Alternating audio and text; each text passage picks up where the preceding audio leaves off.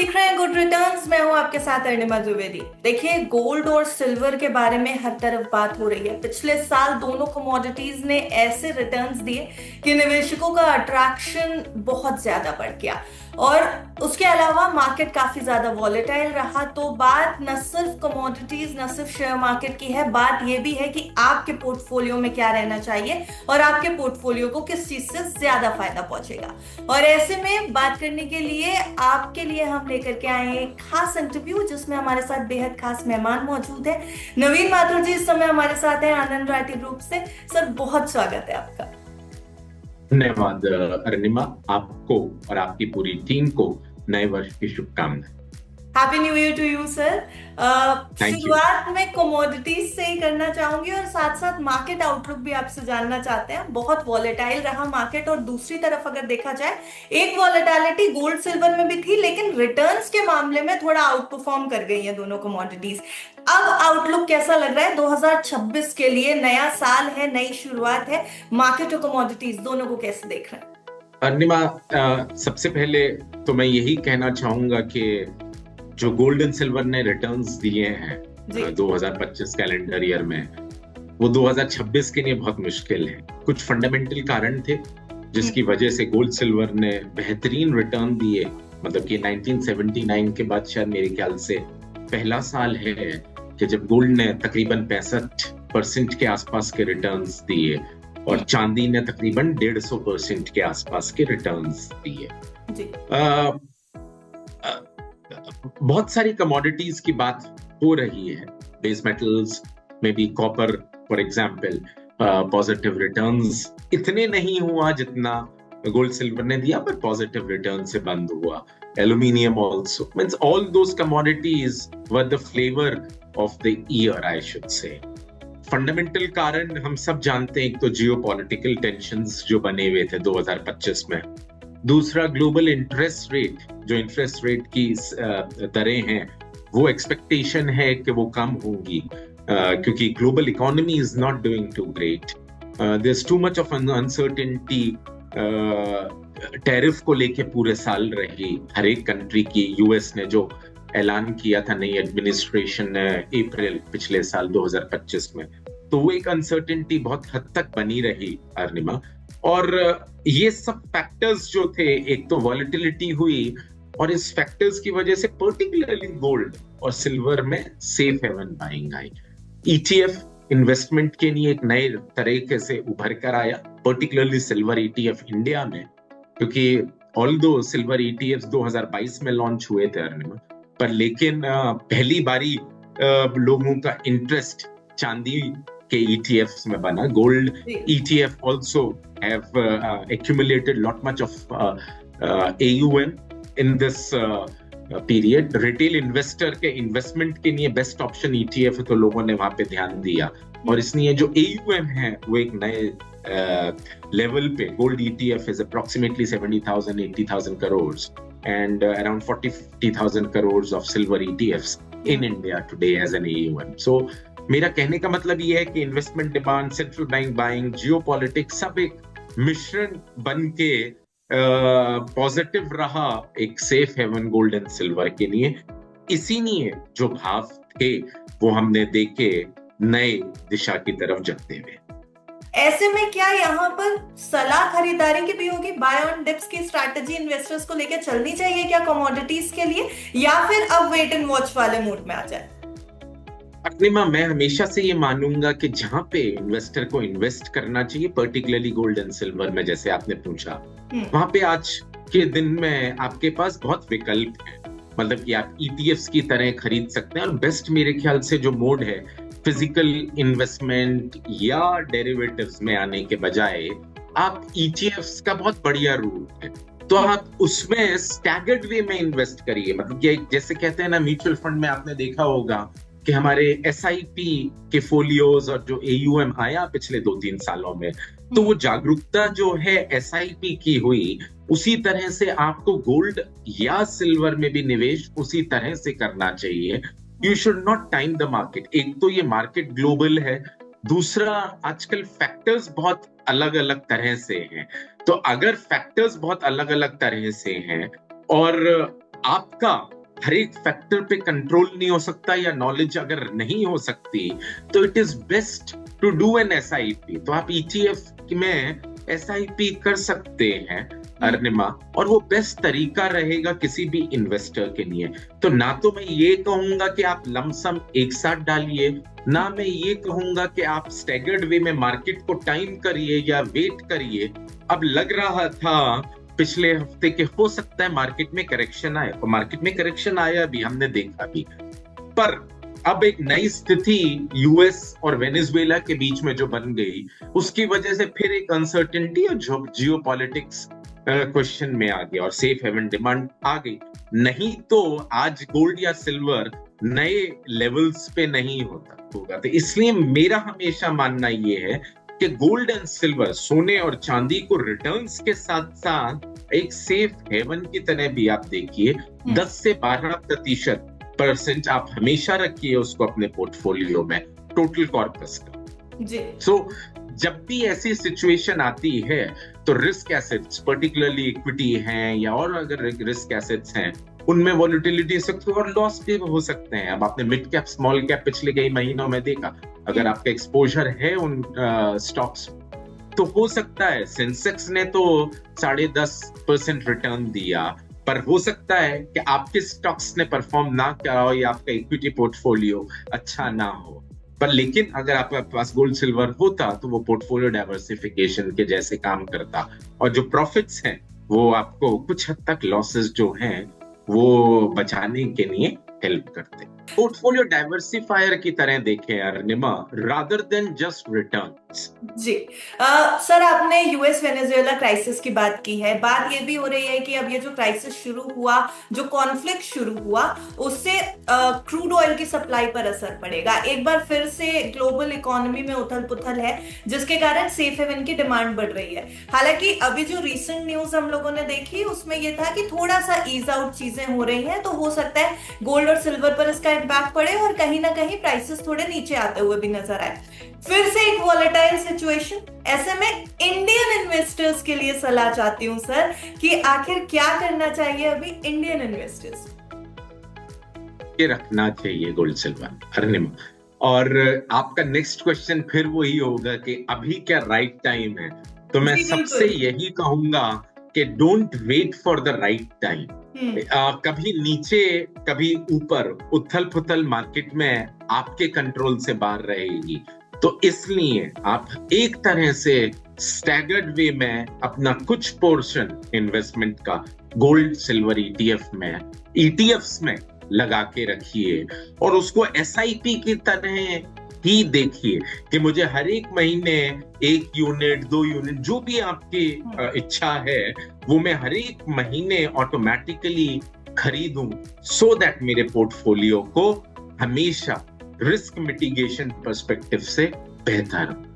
Sir, आपने जरूर कहा कि मेरा सवाल यही होता कि क्या ये राइट टाइम है, लेकिन उसके साथ साथ एक एड ऑन सवाल और कि क्या कुछ रिस्क भी है उन इन्वेस्टर्स के लिए जो गोल्ड और सिल्वर में इस समय इन्वेस्ट कर रहे हैं? क्योंकि जब चीजें बहुत ज्यादा आउट परफॉर्म करने लगती हैं तो कहीं कहीं निवेशक कॉशियस हो जाते हैं थोड़ा, तो वो कॉशियसनेस यहाँ भी निवेशकों को दिख रही है। हाल ही में जो प्रॉफिट बुकिंग, मुनाफा वसूली देखने को मिली, वो ये इंडिकेट कर रहा है कि आप थोड़ा संभल भी रहे निवेशक। तो क्या रिस्क भी है ज्यादा?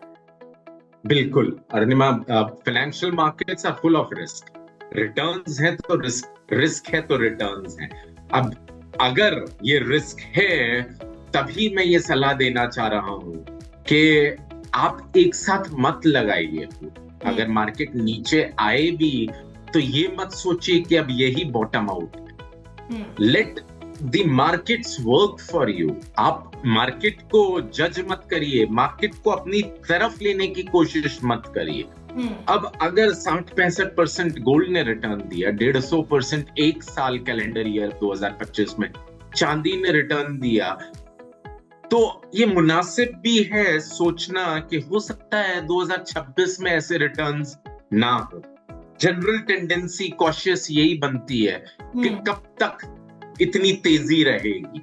तो बिल्कुल ठीक बात है अगर वेनेजुएला का क्राइसिस ये नहीं होता तो चीजें हालात रशिया यूक्रेन को लेके, मिडिल ईस्ट टेंशंस को लेके, इन्फ्लेशन को लेके, ब्याज की दरों को लेके, अरुणिमा, सब चीजें ठीक होती ना, तो फिर सेफ हेवन डिमांड आती नहीं ना इन्वेस्टमेंट के लिए।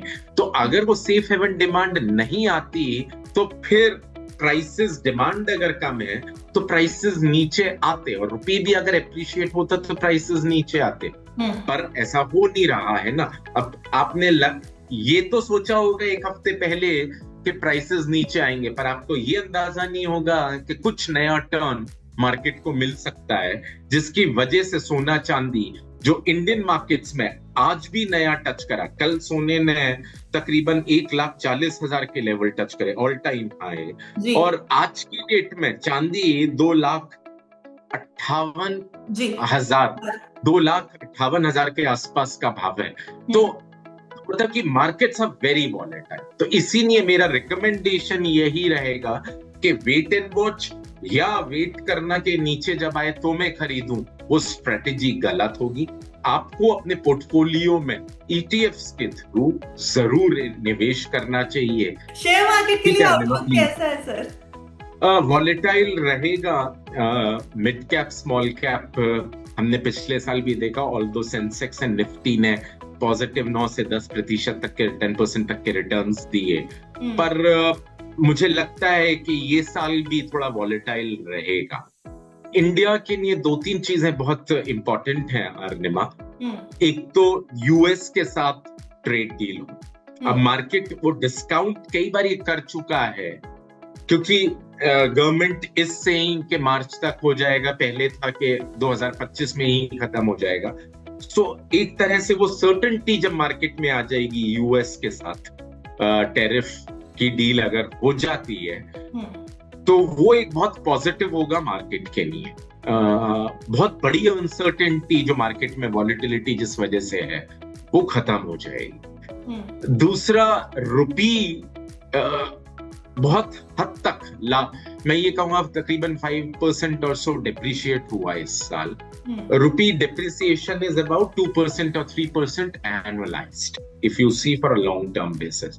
तो इस साल हमने देखा one of the worst currencies rupee, which depreciated to an extent of around 5%. So, outflows भी बहुत हुए जिसका रुपी पे इम्पैक्ट आया। मतलब कि FPI आउटफ्लोज भी तकरीबन $18 बिलियन US डॉलर्स के इस साल आउटफ्लो हुए कैलेंडर ईयर 2025 में। तो वो भी एक नेगेटिव था मार्केट के लिए। So overall, although market has performed well, but if you really see the mid cap, small cap story, वो ज्यादा अच्छी नहीं है। पॉजिटिव है मार्केट के लिए बहुत फैक्टर्स।